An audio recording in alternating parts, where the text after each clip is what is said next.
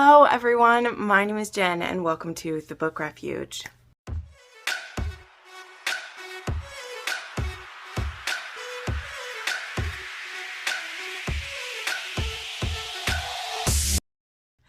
Alright everybody, welcome to another video. So my plan is for this video to go up on the day that normally my weekly wrap-up goes up.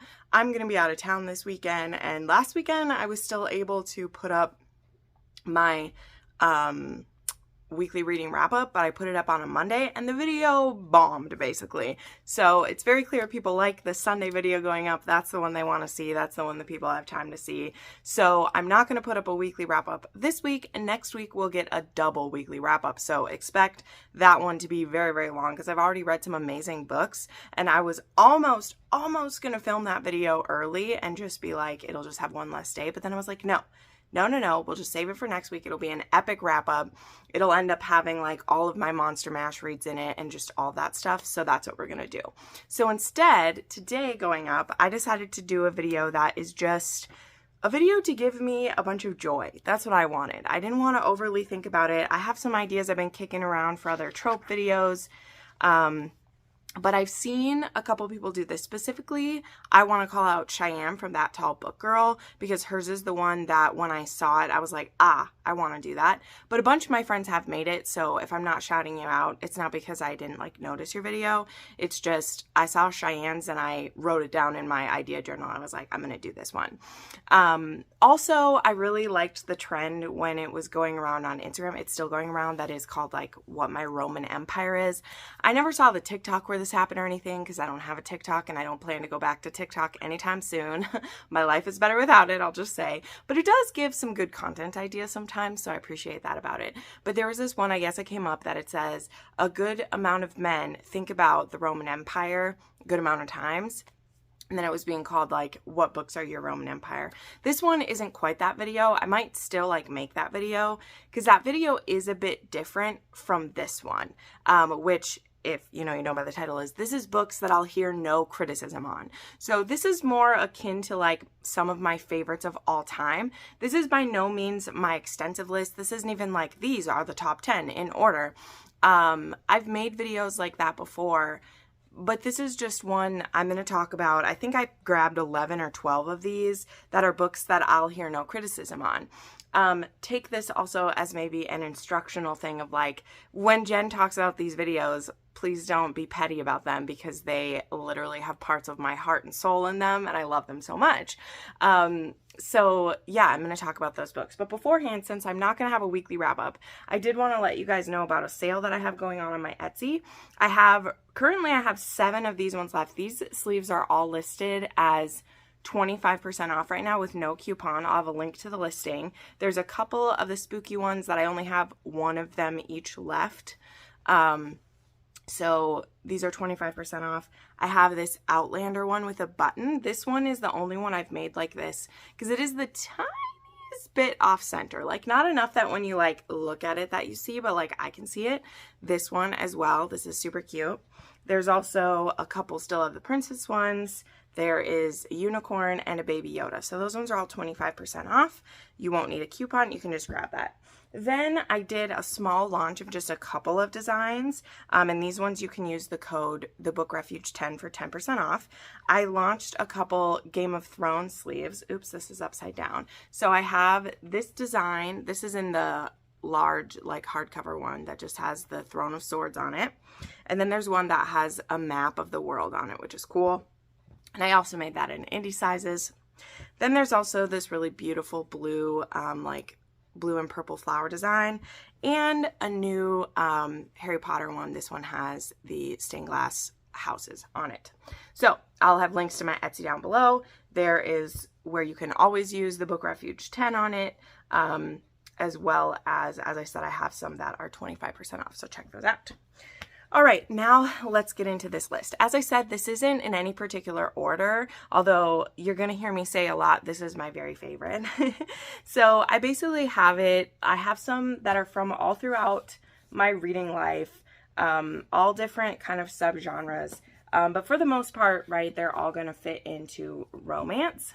But I will start with some books that are like kind of always in my top, like whether it's romance or not, these are books that are at the top. But we're going to start with one that will surprise no one. And let me clarify one little part. I don't want to hear any criticism about the books, but it doesn't mean I'm not open to discussion. And one of the books that I absolutely love discussing, so much so that in 2024, we're going to be doing a read-along for this series. I will be sharing more details as we get closer to the end of the year, but if you've been waiting, if you've been hoping that Jenn would do this, she is, and that's Outlander by Diana Gabaldon. So yes, that's kind of a soft announcement for this as well. I've been kicking it around for a while that I wanted to do a read-along of this, but I'll save it for the video that I make announcing it. But just so you know, if you've been needing the encouragement to read this series, or you got partway through and then you stalled out, or you just want people that you're going to be able to kick it back and forth with, this is going to be it. We're going to do it. We're going to reread the Outlander series. It's maybe going to take us longer than a year because, again, I'm not going to rush us through this series, but we're going to have plenty of time to talk about it. But this is one of my series that I don't want to hear any criticisms about. I love discussing it and talking about it, but when people come at this book with just being like, oh, it was boring, oh, it was too long, oh, Jamie isn't as great as everyone says he is, oh, Claire's stubborn and stupid. To me, that is just like narrowing this book down to these small little places that, like, it's legitimate to not like a book for any reason. It absolutely is. But when someone uses one of those as the sole reason that the book is bad, I get my ire up, because you can say it's not for you. But for me, there's no world in which the Outlander series is just straight up bad because it's not someone's cup of tea. And that's just how I feel. This is the book where I get to get real sassy about this in this video. I love this series. These characters are so close to my heart. I love them so much. And so whenever I step into one of these stories, it's like stepping in and spending time with an old friend, with characters that I love. And I just think their whole journey is so beautiful. So yeah, there's a video out there of me reacting to 1-star reviews of Outlander, and it's just people saying like Jamie's a misogynistic pig, and I'm like, well, he's from 1742, and he's actually very advanced for the time period that he lives in, so fuck off. That's how I feel about people who criticize Outlander with petty things like that. If you want to analyze how it's put together, you should join our read-along next year, which will be great. More details to come. All right, let us now do 2 YA-ish novels. Actually, one is more middle grade and is literally my top books of all time. I've loved this book since I was 13 years old. I reread it, if not yearly, then every other year. I own 5 copies of this book in both the UK edition and the US cover, and that is going to be East by Edith Pattou. And I know a lot of you guys love this book as well. I did a reread of this one. There is actually an independent review of this book on my channel. It's way back there, literally in one of the first 5 videos I ever made. So if you go hunt for it, you'll find it. I read and reviewed this book so that I could review the sequel that came out, which was called West. Yes, there was East and then there was West. And we don't talk about how that book went because it was so annoying. But anyway, this book to me is perfection. It is based on the Nordic tale East of the Sun and West of the Moon. It's kind of a Beauty and the Beast retelling. Also, you will notice there's shades of ACOTAR that kind of fit into this, because Sarah J. Maas was inspired a bit by this tale as well as the tale Tamlin, which is actually a myth or fairy tale. There is one called Tamlin. But this is about a girl named Rose, who she is the youngest in her family, and she's always felt like she doesn't quite fit in. Her mother's tried to force her to fit into a certain box, and she doesn't.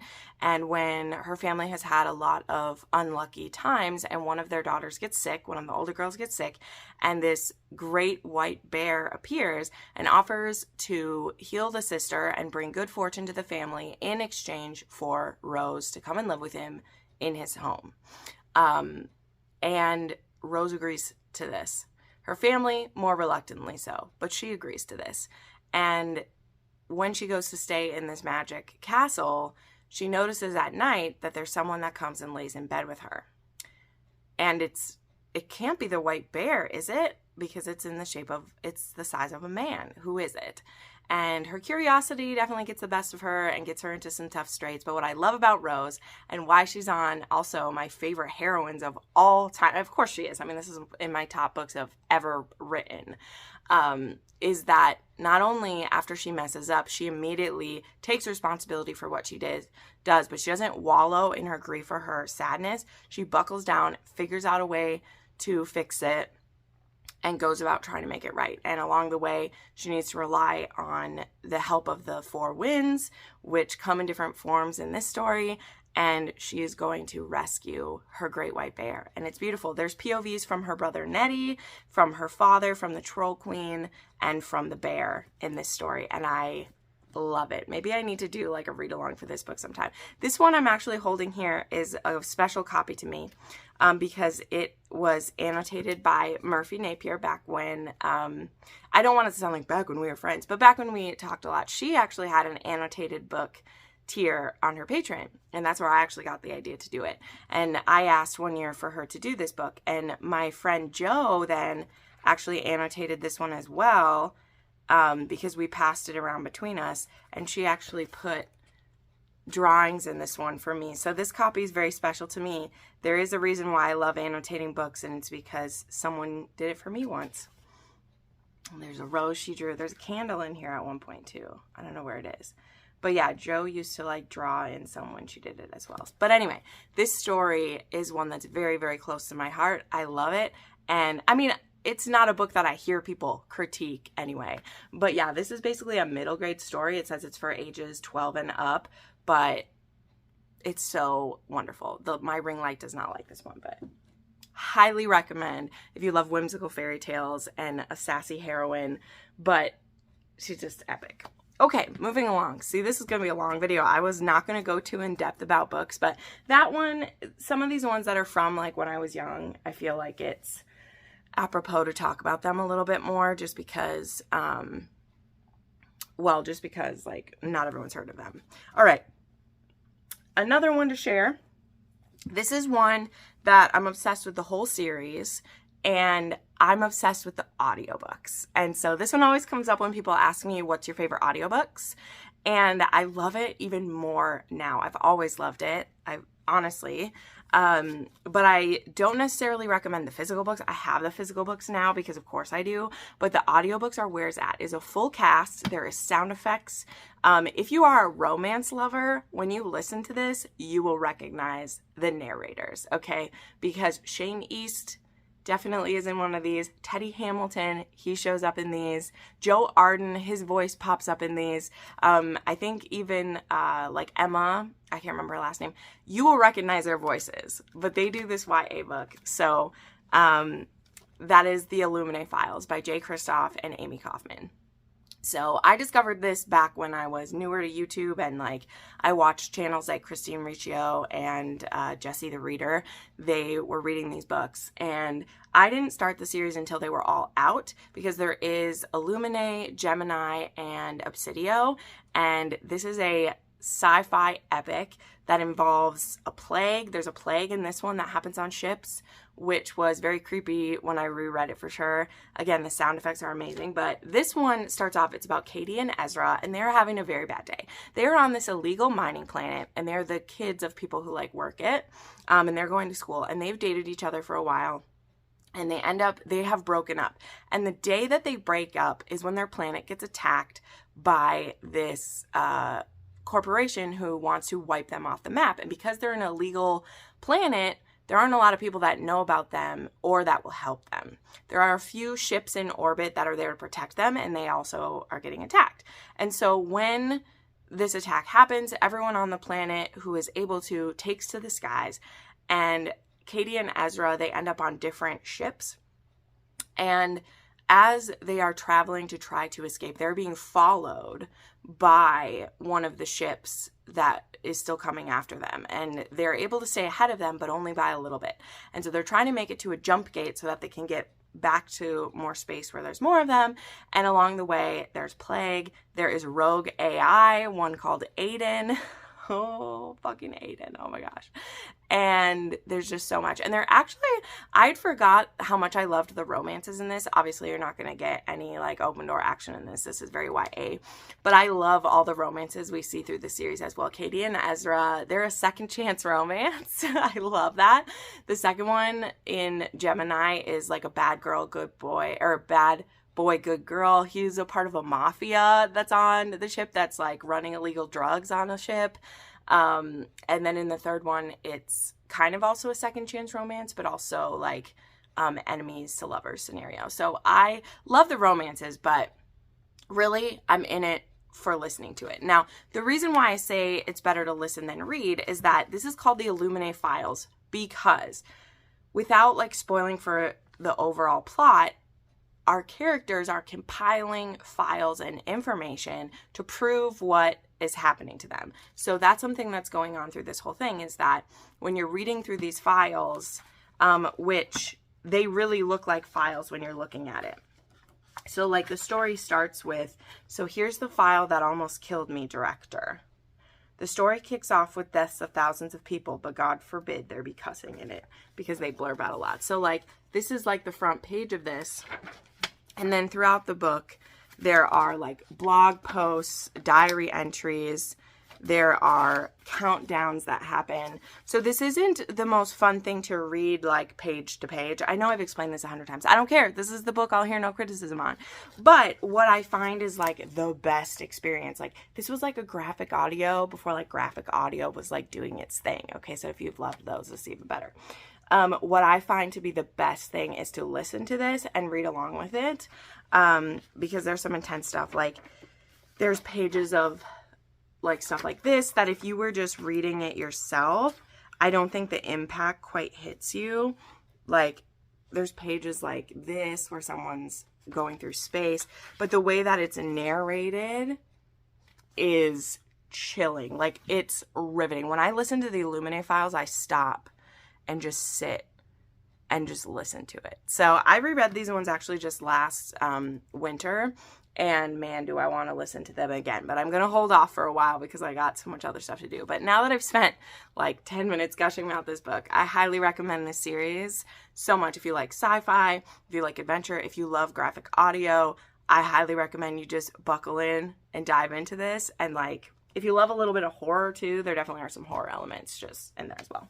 Okay, so those are for the ones that aren't really like romance. I mean, I know Outlander is, but I mean, and they all have some bit of romance in them as well. So now let's go through some other ones. And these ones are ones you've seen on my channel plenty of times. So I won't gush about these ones as much because like I talk about them all the time. I try to put them in videos whenever I can. And again, this isn't an extensive list. I will do a part 2 of this if you want me to. But I wasn't going to put 40 books in this video, but let's go through a few, okay? Here's a historical that is in my top of all time, and that is The Madness of Lord Ian Mackenzie by Jennifer Ashley. This one involves some autism rep, some spectrum rep, and it's a widow named Beth who she's just living out her widowhood. She's enjoying her life, and she is actually like out on kind of a date with this man when her date gets crashed by Ian Mackenzie, who knows that the man that she's seeing is like trying to use her for her money. She doesn't have a ton of money. She's not like a dowager duchess or anything, but she was left with a like good amount of money from a woman that she used to watch out for, and this man is in gambling debt. And he also is like seeing another woman. So Ian, wanting to, you know, do right, I guess. It's weird. It's hard to explain Ian's motives in the beginning because until you read this and you see like how his brain is working a little bit, it's difficult. But he slips into this opera box after the man has stepped out, and he tells her the facts. But when he sees her, he is like instantly riveted. Like he wants to touch her. He wants to hold her. He wants to make her his. And this is very odd for Ian. Not that pleasure is foreign to him, but he usually isn't so instantly entranced by a woman. And Beth, I mean, she has heard rumors of him. She's heard of the Mackenzies, of course, you know, but she's not really interested in being like serious with anyone. And so, yeah, she doesn't know what to think of him, but he just decides that he wants her. And so he's going to have her. And I love it. Okay, I love it. Ian and Beth are in my top couples ever. They're so precious to me. They're so beautiful. I'm going to be rereading this book soon to annotate it for someone. And I literally can't wait because I just love this couple so much. All right, we're going to keep going. We have Broken Vow by Sophie Lark. There's no surprise. I got a tattoo that represents this book. If you don't know, it says, I want to set you free. This is book 5 in the Brutal Birthright series. I just love how much attention her series has gotten and how well that she's doing. It brings me so much joy to see. But this one is a mafia lawyer and a cowboy who is her bodyguard because she's gotten herself into a situation where she doesn't fully even understand why someone's trying to kill her. But a friend of the family gets assigned to be her bodyguard, and he's this sunshiny ex-military. He's from a ranch in Tennessee, and he's willing to protect her, but she's being that type of like, what good are you going to do? And like, you're too damn happy all the time. Just stop it. And all these things, but she can't help but be drawn to him. And when the person trying to take her life makes a really good attempt, they almost get her. He takes her to his home in Tennessee to keep her safe. Let's see if I can find a really good picture in this one. Yes, they have to escape a burning apartment. It's great. So I love this. I need to reread this soon. Raylan and Riona are my favorite couple by Sophie Lark. Nobody has topped them. A lot of it is from the nostalgia point at this point, but I don't freaking care. Nostalgia is my middle name sometimes, so there we go. All right, we'll keep going through the stack. Let's stick with the mafia for the other one. We have Daddy Declan. Of course we do. Sloan and Declan, one of my favorite mafia couples. This series is fantastic. And though I've been struggling with JT lately, I haven't really liked her new series at all, but Queens and Monsters is still a 6-star series for me. Every time I revisit it, I'm nervous that I will have changed how I feel, but there was something magical about this series. And part of it for me is the fact that it's mafia, because I'm okay with it being more over the top. But Sloan gets kidnapped by Declan because at the time his boss wants to use her as leverage against another mafia boss. But then that mafia boss is killed, and now Declan is the head of the mafia. And that's very complicated for many reasons. But the least of which is that he's just kidnapped this infuriating woman, and now he doesn't really need her, but now he might kind of want to keep her at the same time. So awkward. Also, I will have links to all these videos or all these books that I'm mentioning if you want to get them on Amazon or you want to add them to your TBR. I will have links to them down below for sure. Okay. All right, no other mafia ones on the list, but we have another dark one, and I should have grabbed the matte one because everything's so shiny, but I also wanted to show off my cover-to-cover copy of this because it was very difficult for me to get my hands on this one. And I did. So there, of course, is Untouchable by Sam Mariano. This is my favorite dark romance of all time, and it's one that I do love discussing. I love getting into the nuances of why Carter Mahoney, why his twisted head works for me. But it's also one that if people aren't comfortable with the level of dubious consent or honestly assault that happens in the beginning of this, and they just give up on the book from that point, well, we're not going to have a productive discussion because this is fully in a dark romance, which means things that are not acceptable in real life, things that would not be okay, that you would call the cops on a boy for. I'm okay with them in a dark romance. And in fact, I want to discuss why our heroine would be eventually attracted and eventually in love with someone who starts the book the way that Zoe and Carter do. Now, a lot of people don't believe that that can work, and I completely understand. But then they're kind of missing the point of the story. For me, this is my opinion. I've talked about it many times. It's not that you're wrong for being uncomfortable or that you shouldn't have boundaries for what you want to talk about it, I'm going to put that down because it's shiny, but you know what we're talking about. It's just that that's not the discussion I want to have about the book. So at times when I've had people like, I just couldn't get over it, Carter Mahoney was this or it was gross, and I'm like, that is perfectly okay. Protect your sanity. Walk away slowly from Carter Mahoney. But when you read the book and you're just like, it didn't work because of this, I'm like, well, that's fine because you don't have to love that stuff. But then we're not going to have a productive conversation because I'm more interested in talking about why his twisted brain works and why Zoe would be attracted to him. Because one of the things I dislike in dark romance is when a man like pushes the woman around or is like acting really rapey and then she all of a sudden is wet for him. I don't find that interesting, and lately I've been DNFing books that just because he calls her a whore or like be my dirty girl and her panties are drenched, I'm like, but what did he do? And what I find fascinating about Untouchable is that is not how it starts with Zoe. That is not how it starts at all. He assaults her and she is horrified and upset by it and she hates herself for it. But when he becomes fascinated with her and won't walk away, she's like, why am I intrigued by him? Is it just because I like that he's giving me attention, even if it's bad? Like, she is self-aware enough that what's happening is fucked up. And that's not always what I want to read in a dark romance. In fact, again, I think that it's often not done the right way. But in that book specifically by Sam Mariano, I find it fascinating the way that we get into his head. And also, it is one of her only books, one of a few of her, like one of her only books that is only a single POV. And I think that works great. And I've talked about this before too. The way that even if it hurts doesn't work for me is, for me in that one, we see inside Dare's head and I don't like what's in there. I don't like what's in his head. It doesn't work for me. That's a very dark book. And I know a lot of people love that one even more than Untouchable. I don't know why.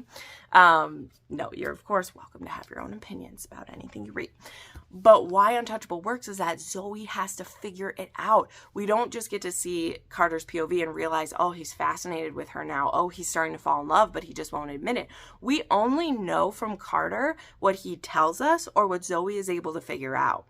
And in other books that might annoy me, but because Zoe herself is examining why she's attracted to him, she's having these discussions with him of like, okay, but what do you find attractive about this? Do you just want to be in control of me? Do you just want to manipulate me? Or do you want my Anyway, I've examined Untouchable 100 times before, but again, I don't just want to hear people's criticisms on it. I want to discuss those fascinating nuances of the story. And I don't think we can do that when someone's just like, he's a rapist. And I'm like, yep, that does happen, but that's not the story we're reading. So anyway, moving along, let's switch to a monster romance. That is my favorite monster romance. And I just don't know what's wrong with this story. Okay, that is Ensnared by Tiffany Roberts. Yes, I have my beautiful Fae Crate edition. It's gorgeous. I love the original covers of these as well. The art was done by Sam and they're fantastic.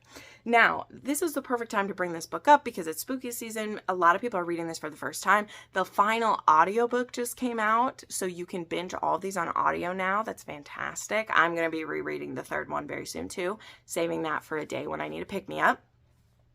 But why this one works so well for me is that I love a spooky fang and bang like anyone else. I'm here for it. But what I love about the Spider's Mate trilogy is that neither one of them is instantly attracted to the other one. And even though they are fated mates and that will make itself known eventually, they have never seen one of the others before. Ivy, her people have crash landed on this planet. And they've been in cryosleep for a long time and still until something goes wrong and she gets woken up. And Catan, he has only known his kind before as well. So he looks at her as like not even being fully intelligent life when he first saves her. He just thinks she's pretty and sees her as a pet that he wants to take care of. And when both of them like start to feel sexual desire, they are very disturbed by it. And I just think that's so fascinating because in a lot of monster romances, especially ones where fated mate is involved, the human's will is kind of just taken out of it, which again, I'm here for sometimes, but it's what makes this one special because she isn't just immediately attracted to this Spider-Man, okay? Which I know a lot of people who don't make their way through this, it's because like they're arachnophobes and you're just like, I can't do it. I also do not like spiders. But Catan doesn't just feel like a spider to me. He's super strong and super sexy and one of the most caring heroes I've ever read. And the way that he wants to take care of his heart's thread is... he's so swoony, y'all. I don't know another way to say it. He's so swoony. But this is a slow burn romance. This first book, there's barely anything sexual until near the very end. We get our due in the next 2 books, I promise you. He has built-in shirabi ropes, okay, y'all? He can spin his webs and put her in any position that he wants, okay? We'll just say it. I have fan art, okay? It's true. It happens. So that definitely exists, but Tiffany and Robert don't just write monster banging in their books. In fact, that's like the least of what their books are, because they really take on like what would make a human woman be attracted to this Spider-Man. And I gotta tell you, it's safety, security, food, comfort, and then eventually friendship before there's anything else. And I think that that is done so well in this book. I just love it. I think it's fantastical. And yeah, I highly recommend. And I know some people haven't been able to get past the spider part of it, but I have other friends who they're all like, oh, I don't like spiders, but I loved it. I'm like, I feel like we can just put that aside too, because who honestly would be like, I love a 10-foot spider and I would like his dick to get in me. Okay, I know you exist and I'm not judging you if you exist, but I am not that person. But I would definitely let Catan put his dick in me if he wanted to. So there you go. I said it. One of the clippables, okay? I would let him put his monster dick in me, okay? All right. Then, of course, the queen of dark romance had to make her spot on this book. And it was difficult to pick which one to choose, because so many of her books I will brook no criticism on, because other dark romance authors wish that they were writing at the caliber of this author. And I see people trying to imitate her stories. I won't say who, but I see people try to imitate the stories that she writes, and they just can't come close to it. Okay, so we have Sea of Ruin by Pam Godwin. This is a historical pirate menage. Okay, I'm just going to tell it to you. It doesn't feel like it's going to be a menage in the beginning. It feels like it's going to be a love triangle. But Pam Godwin doesn't do that to us. This is gorgeous. This is the original cover, okay? I'm a collector of this book, by the way. I have 4 copies of this book, and I have 2 more on their way to me eventually. But this book, I will hear no criticism on it, okay? I adore it. It is a 6-star book before I knew what 6-star books were. This is about Captain Bennett Sharp. She is a female pirate captain, and she has a wayward husband named Priest who is trying to track her down and get her to come back to him when she gets captured by a pirate hunter named Ashley Cutler. Sorry, I had to remember his name. And she's being held captive to be taken to England and hanged for piracy. But along the way, things get very spicy between the 2 of them. And they run into other obstacles that don't just have to do with Ashley liking to bang her over the side of the railing. So there's that. The twisted game that these 2 have to play with each other, you know, her trying to use her body to get him to let her live, him knowing that's what she's doing, but still being like, why don't I take advantage of you? Well, I have you as my captive at the same time. But also, like, because Bennett is willing to make that trade, it doesn't feel quite as bad as it should. I don't know. But boy, Ashley, he's a stubborn one for sure. And when Priest comes back in the picture, things get even crazier for sure. So anyway, this book, y'all, I love whenever I see it come around again. There's a reason why. It's just fucking amazing. Okay, Pam Godwin's amazing, and I recommend any and all of her books. I have a whole shelf that is just dedicated to her. Maybe you can kind of see it. There's a little bit of it over there. But anyway, all right, we have 2 books left that I'm putting in this video anyway. Like I said, if you like this, make sure you give this a thumbs up. Tell me you'd like a part 2, because I have enough books to make a part 2. I could make 3 or 4 of these parts because I have lots of 6-star reads at this point. So let's do with 2 contemporaries. And these are ones that, like, I had to put on this list. And again, there's other books that have to be on this list, but these ones go first. So we'll go with Heartless. We have to share here. We're only a few days away from reading Hopeless at this point. And I will say, though I have given Heartless, Powerless, and Reckless all 6-star books, I really think that after now having I've reread those books multiple points at this time for annotating purposes, and just because this is the only one for me that holds up to the 6-star read, because I'm a very emotional reader. It's why I reread my favorites to see like where they fit, right? This is the only one of those rereads that has held up to a 6-star rating for me. Powerless, it's a 5-star now. Reckless, it's maybe a 4.5 star for me now. At the time it was a 6-star, and that's okay. It's okay that that's what it was at. It doesn't mean it was bad. But this one holds up. And this is a single dad. He's a cowboy hero. We have Willa. She's younger than him, and she's going to end up taking care of his son for the summer. And he is so attracted to her, but he's also like, you know, she's young, she's vibrant. She calls me on my shit. I'm not good enough for her, but I'm not going to let her know that. And I just love how she doesn't let him get away with anything, and the way that she loves this little boy. They are meant to be a family, and it's beautiful. It's beautiful. Like, it could bring me to tears. It could bring me to tears. I just love it so much. And again, though my feelings on certain spicy scenes or smutty scenes in other parts of the series have changed, just being honest, I think that there was a certain magic with this book that is trying to be replicated in other stories in the series, and it's not working. You know, like, you don't always have to write it the same for people to love it, you know? But there's certain aspects of Cade that I see trying to be replicated in other characters, and it's like, but they're their own character, so they're going to have their own way of doing it. But Cade and Willa, they're perfection. There isn't a thing that I dislike about this book, and I've read it now 4 or 5 times. I've listened to the audiobook. I've annotated this multiple times for people, and it still holds that same magic for me. And yeah, so this one is up there. It's a pretty new addition to this list compared to other ones, you'll notice. I think this is the only one that's from this year. Yeah, all these other ones are from previous years. So, or no, this was last year too. This was last year too. But this is still the newest addition to my favorites list compared to these other ones. These ones are ones that I've loved for years and are on this. And this is the most recent one. And it's mostly because, right, like, books, they need to stick around for a while for me to know that they're books I won't hear criticism on, right? This is a good time. I have one more book to share, which you guys might know what it is.